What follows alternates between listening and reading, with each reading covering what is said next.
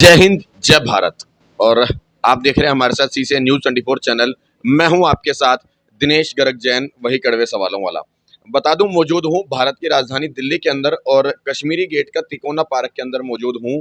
यहां पर 51वां भव्य रामलीला मंचन हो रहा है और श्री नवयोग रामलीला कमेटी के द्वारा किया जा रहा है। और अवतार सिंह जी मेरे साथ मौजूद है, जो कि इस रामलीला कमेटी के अध्यक्ष है। पिछले 51 वर्षों से इस रामलीला कमेटी को जड़ से संजोते आ रहे हैं और आज जो कमेटी पूरी दिल्ली ही नहीं, पूरे भारत के अंदर एक अच्छी रामलीलाओं के अंदर काउंट की जाती है, उस रामलीला के अंदर मुझे भी सौभाग्य प्राप्त होता है कि जब मैं यहाँ पर दशरथ का पात्र अदा करता हूँ। और पहले भाई साहब के चरणों पे हाथ लगा के आशीर्वाद लूंगा, क्योंकि वाकई मेरे को सौभाग्य प्राप्त हुआ था और अच्छा भी लगता है कि आपके साथ जुड़ के यहाँ पर मैं अपना जो है रोल करता हूँ। अच्छा, सबसे पहले भाई साहब, जय श्री राम। जय श्री राम। आज मंचन होते होते 8 दिन हो चुके हैं पूरे। कैसा अनुभव या कैसा फील कर रहे हो इस समय? क्योंकि स्टार्टिंग हमने की थी, जब इंटरव्यू किया था, जब लीला शुरू हुई थी। आज लगभग 8 दिन हो चुके और कल का दशहरे का दिन है, तो बहुत व्यवस्था करनी पड़ती है उस चीज़ को लेके। पहले मैं जानना चाहूँगा, क्योंकि दर्शक भी जानना चाहते हैं, क्योंकि इस लीला से ज़्यादा मेरा जुड़ाव इसलिए भी कह सकते हो क्योंकि जो हमारे दर्शक हैं, वो मुझे भी देखना पसंद करते हैं यहाँ पे, एक दर्शक के रूप में कह लो। तो क्या बताएँगे 8 दिन का किस तरह का तजुर्बा अभी तक का रहा है? आज लीला का 9वां दिन था। जो 8 दिन निकले हैं जी। वो सभी प्रभु श्री राम के आशीर्वाद से निकले हैं और हमारे साथियों के कारण। रामलीला का जो उत्सव है ये सभी उत्सवों में से सबसे उत्तम है। प्रभु राम अपनी सेवा बहुत कम लोगों से लेते हैं। जो लोग इसमें गिलहरी मात्र भी सहयोग करते हैं, प्रभु राम उनको भव सागर से पार कराते हैं। ये सफ़र हमारा 50 साल से चला, आज 51वें साल में हम आए हैं। गली के अंदर रामलीला हुआ करती थी, बहुत छोटे से पैमाने पर, और आज दिल्ली की प्रमुख रामलीला में से श्री नवयुवक रामलीला कमेटी का नाम है। इसमें जो कलाकार हैं वो सब निष्काम काम करते हैं। 10 दिन सात्विक जीवन, कच्चा भोजन खाना, ज़मीन पर सोना, ये पूरी दिल्ली की किसी रामलीला में ऐसा उदाहरण आपको नहीं मिलेगा। हमारी रामलीला के अंदर धर्म निरपेक्षता को लेकर जो कार्य करने वाले लोग हैं वो हिंदू भी हैं, मुस्लिम भी हैं, सिख भी हैं, और मैं खुद सिख हूँ, और ईसाई लोग भी हमारे साथ तन मन धन से यहाँ पर मदद करते हैं।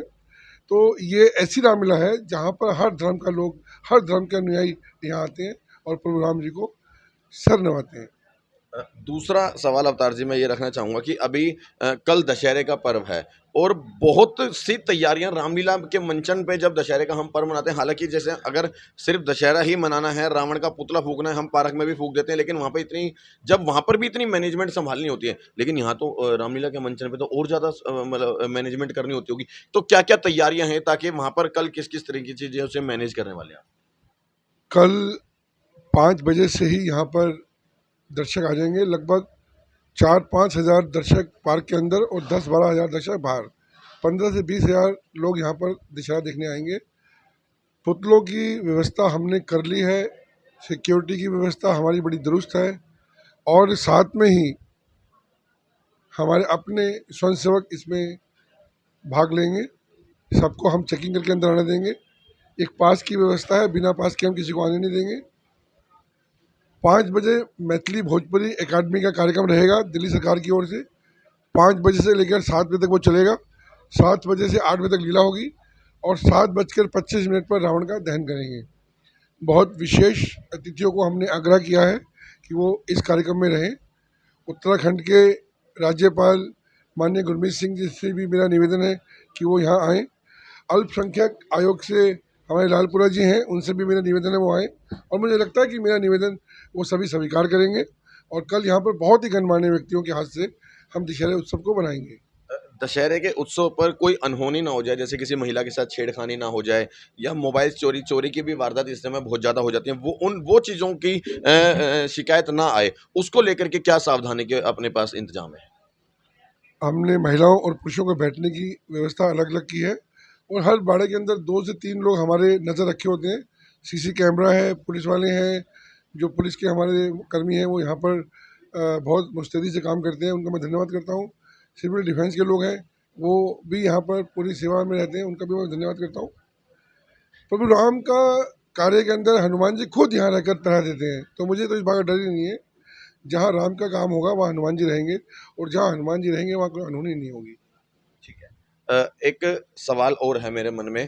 कल कव्वाली का यहाँ पे कार्यक्रम हुआ था और उसको लेकर के मैंने खुद मतलब पर्सनली बताऊं तो मैंने कभी कहीं पर भी इस तरह का प्रोग्राम नहीं देखा है और बहुत से लोग भी ये जानना चाहते थे कि क्या मंचन प्रभु श्री राम के कार्यक्रम पर मंचन पर कव्वाली का जो कार्यक्रम है उसको लेके आपके अपने क्या विचार है, क्योंकि कुछ लोग उसको गलत भी समझ रहे हैं। देखिए, मैंने पहले ही कहा कि हमारी रामलीला धर्मनिरपेक्षता के आधार पर है। सबसे पहले तो मैं बताऊं कि जो यहाँ पर फनकारा कव्वाली करने के लिए आई थी, उनका नाम है चंचल भारती। मतलब वो हिंदू है? बिल्कुल हिंदू हैं, ठीक है। और उनको पद्मश्री अवार्ड मिला हुआ है राष्ट्रपति से। ठीक है। और वो जब राम के बारे में कव्वाली के रूप में गाती हैं तो दर्शकों के आंसू आ जाते हैं। उन्होंने जो भी गाया वो प्रभु राम की सेवा में गाया। और अगर मैं सोचता हूँ, मैं कहता हूँ, अगर कोई मुसलमान भी आता और वो भी अगर राम के बारे में गुणगान करता तो मुझे उसमें भी कोई बिल्कुल संशय नहीं है। भगवान राम का नाम लेने के लिए कोई भी धर्म का आदमी आए वो भगवान का राम का नाम ले सकता है। और हमारे मंच से केवल और केवल प्रभु राम का नाम ही लिया गया था, पहले भी और कल भी और आगे भी होगा। प्रभु राम का नाम ही लेंगे। इसके लिए मुझे किसी को कोई सफाई नहीं देनी है, इसके लिए मुझे कुछ कहना नहीं है। चंचल भारती जी हमारी बड़ी बहन है, और जब वो कव्वाली करती हैं प्रभु राम के नाम के अंदर, वो रम जाती हैं, तो वो देखने का दृश्य होता है। जो लोगों का सोच और समझ कम है उनको ये लगता है कि वो गलत है, मगर ऐसा गलत कुछ नहीं है। नहीं, वो ठीक है, मैं आपके विचार से बिल्कुल पूरी तरह सहमत हूँ। वो चंचल भारती जी हैं और हिंदू हैं और हिंदुत्व के लिए उन्होंने यहाँ पे किया है, तो फिर सवाल क्यों उठ रहा है? मतलब मेरी बात समझ गए? अगर कोई हिंदू ही मंच पर चढ़ करके हिंदुत्व के गाने गा रहा है, भजन कर रहा है, कव्वाली कर रहा है, तो गलत कहाँ था फिर? उसमें जो लोगों ने सोचा ये होगा कि उसमें लिखा हुआ है कि उर्दू अकादमी दिल्ली सरकार, हाँ, उर्दू अकादमी दिल्ली सरकार ने अगर ये कार्यक्रम दिया हमको, हाँ, सरकारी कार्यक्रम हमें मिलते रहते हैं, हाँ। और वो भी अपने उर्दू के लिए या अपनी भाषा के लिए काम उर्दू तो एक भाषा है।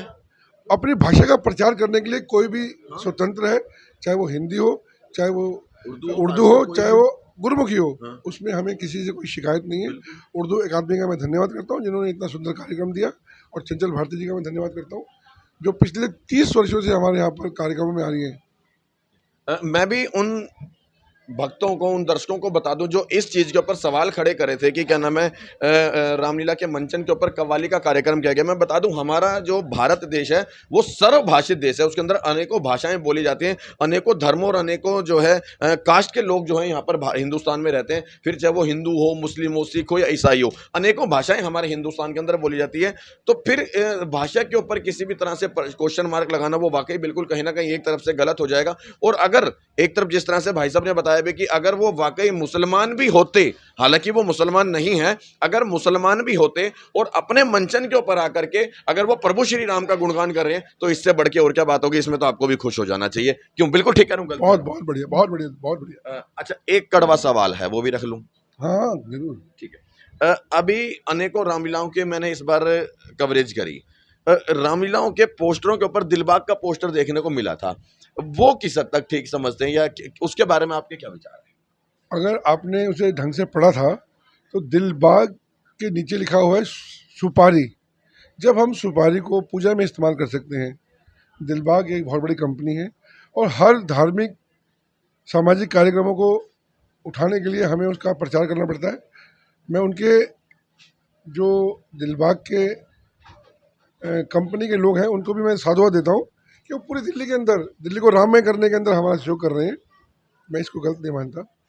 और वहाँ पर उन्होंने ये नहीं लिखा हुआ गुटखा है या तंबाकू है या जर्दा है, सीधा सीधा सादा पान मसाला या सुपारी। तो मैंने भी कभी इतना गौर नहीं किया, और उन्होंने वहाँ पर कोई इसमें तंबाकू का ऐड नहीं किया। दिलबाग नाम है और नाम से प्रभु राम का अगर काम हो रहा है तो उसमें मैं समझता हूँ कि इतनी छोटी छोटी बातों में हमें नहीं जाना चाहिए।